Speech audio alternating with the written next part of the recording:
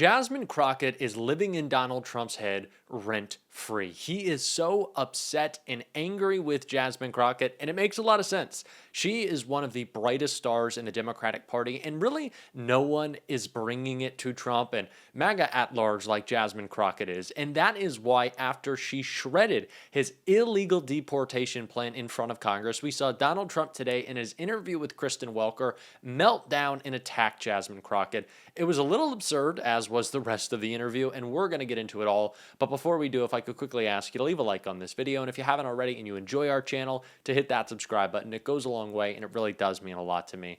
Now, like I said, Donald Trump melted down in his interview, but before we get into why, of course, we need the context for that. And that's Jasmine Crockett crushing Trump in front of Congress right here.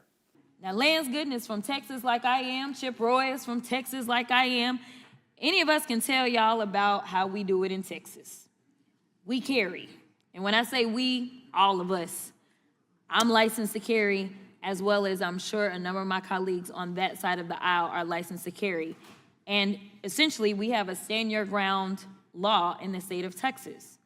We have seen officers, police officers that have gone in under no-knock raids. This is legislation that I carried when I was on the state level, trying to make sure that I could keep law enforcement safe, because when you go into a home and you haven't identified yourself, it is the most dangerous time for law enforcement agents. And I know that we have some former law enforcement on this side of the aisle as well.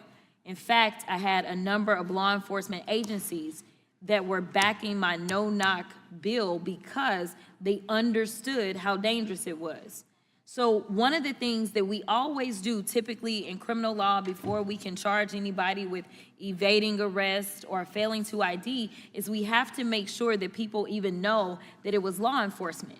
When you have somebody that does something like this, like busting my window out, you try that in Texas. It may not turn out too well. It needs to be that we are all on the same page and we say, you need to be properly identified as an ICE agent if we are going to fund what you are doing.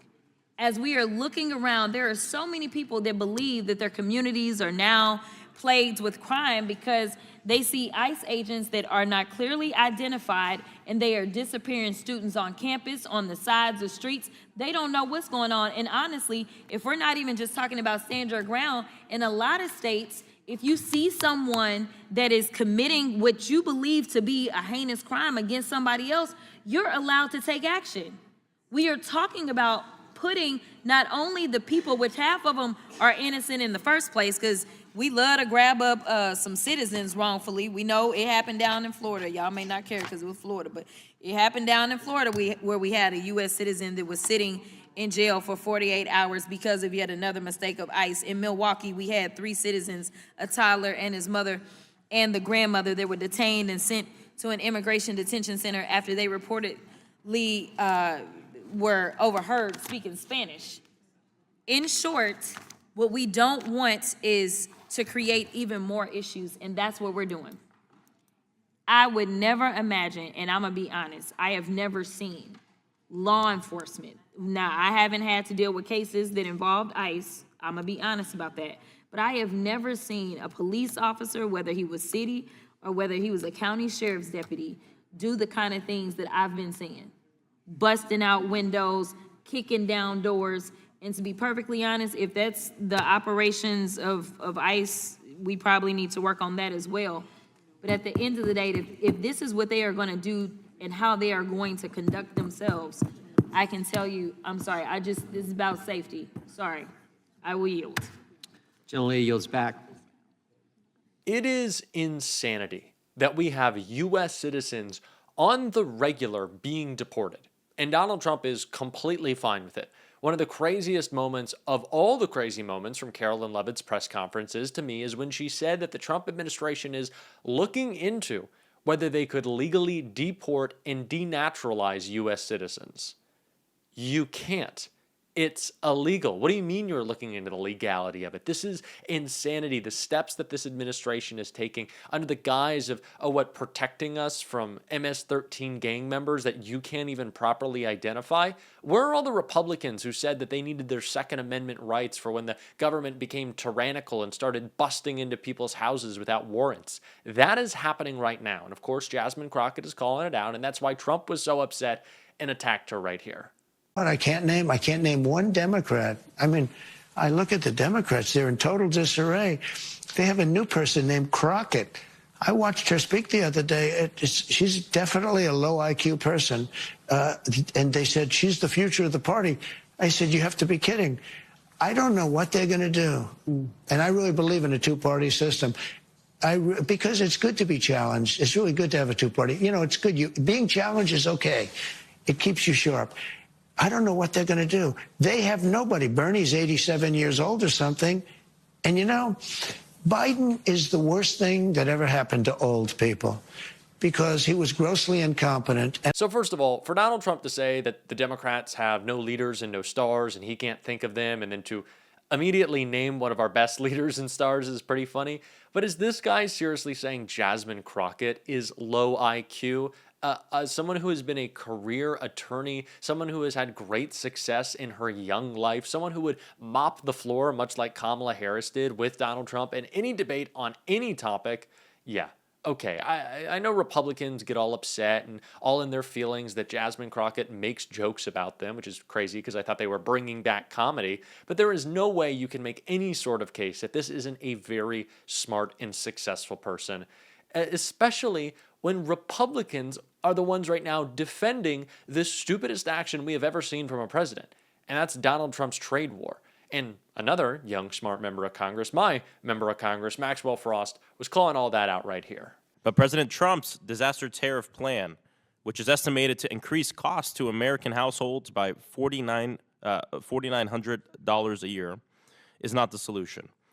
During the Biden administration, the Democrats' Made in America agenda resulted in legislation like the CHIPS and Science Act, the Infrastructure Investment and Jobs Act, and Democrats drafted this legislation with Republicans in a bipartisan way, and with the vital input of manufacturing workers, employers, and impacted communities. This legislation jump-started industry, helping to create more than 700,000 manufacturing jobs in the United States and secure over $1 trillion in planned investments. Our country has not seen this much new factory construction in half a century. This legislation and these investments created during the Biden administration should continue to pay off, creating over 200,000 more jobs each year going forward, assuming no new policies stifle that growth.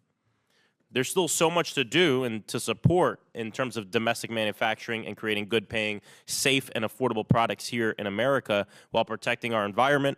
I'm here to work with anyone, regardless of political affiliation, to continue this work. But I'm also concerned that instead of advancing the progress we've made over the last several years, we're going to trend in the opposite direction due to Trump's irrational blanket tariff policy. While Democrats' legislative achievements in manufacturing have created, again, more than 700,000 manufacturing jobs, Trump's chaotic tariffs are expected to eliminate 770,000 jobs in 2025 alone. Tariffs are an important tool, when used carefully and intelligently, can help the American worker.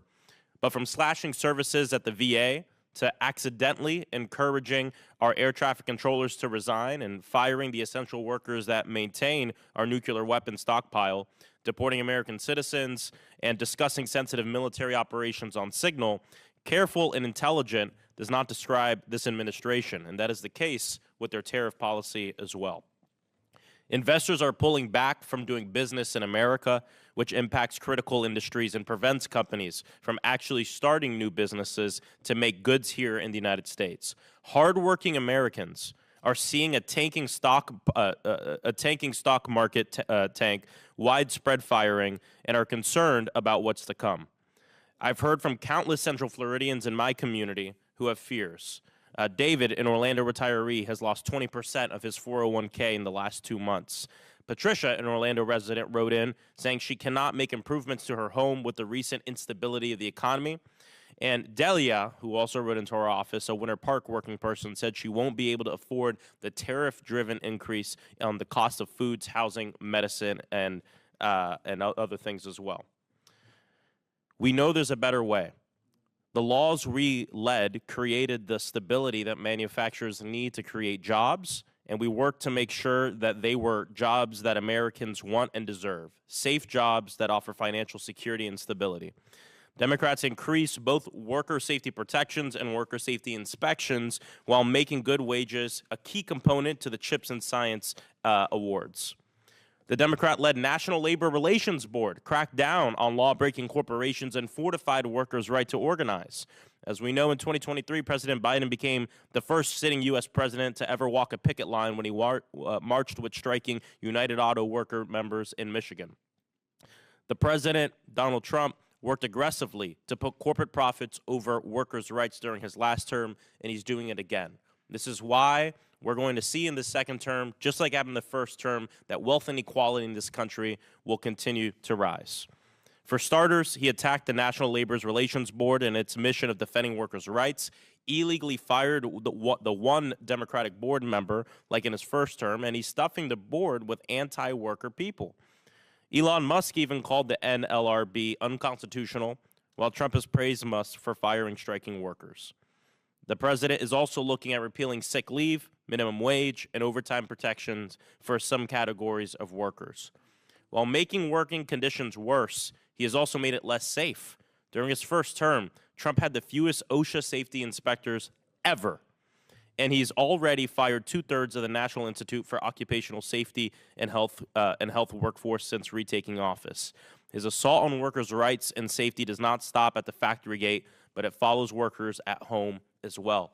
And this is important because we can't talk about bringing manufacturing jobs in this industry back to America without ensuring that we empower and protect the American worker. It's probably the most important part of this conversation, and Democrats are going to ensure that the American worker is front and center here.